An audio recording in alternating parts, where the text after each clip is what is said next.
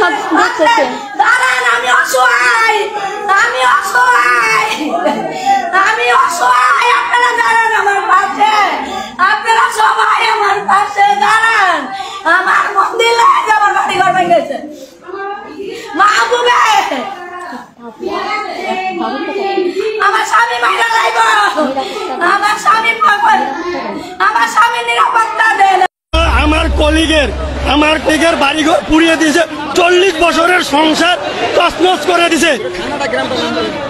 থানা আমার মেহেরপুর অ্যাড্রেস আমি আপনাকে এখন দিতে পারছি না, আপনি চাইলে আমি এমনি সব দিতে পারবো, কোনো সমস্যা নাই। থানাটা ভুলে গেছি এই মুহূর্তে, আমার মনে নেই। বাট হচ্ছে গেল আপনি আপনার বাড়ির থানা যদি আপনি ভুলে যান, এই ধরনের রং ইনফরমেশন না, ঠিক আছে, আমাকে যেতে হবে ওই জায়গায়, আমাকে যেতে হবে। দিল্লির গাজিয়াবাদে একটি বস্তির বাসিন্দাদের বাংলাদেশি আখ্যা দিয়ে আগুন ধরিয়ে দিয়েছে উগ্র হিন্দুরা, যা ভাইরাল হয়েছে সামাজিক যোগাযোগ মাধ্যমে।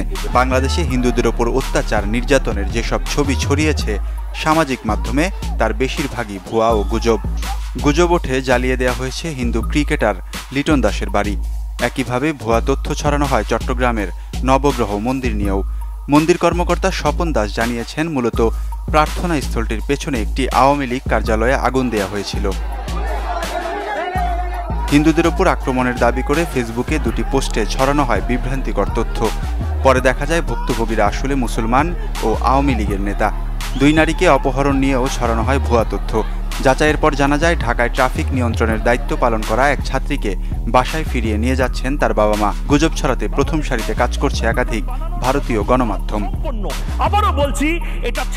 যদিও হিন্দুদের সহায়তার জন্য রোববার থেকে হটলাইন চালুর কথা জানিয়েছেন বাংলাদেশের অন্তর্বর্তী সরকারের ধর্ম মন্ত্রণালয়ের উপদেষ্টা আ ফ ম খালিদ হোসেন।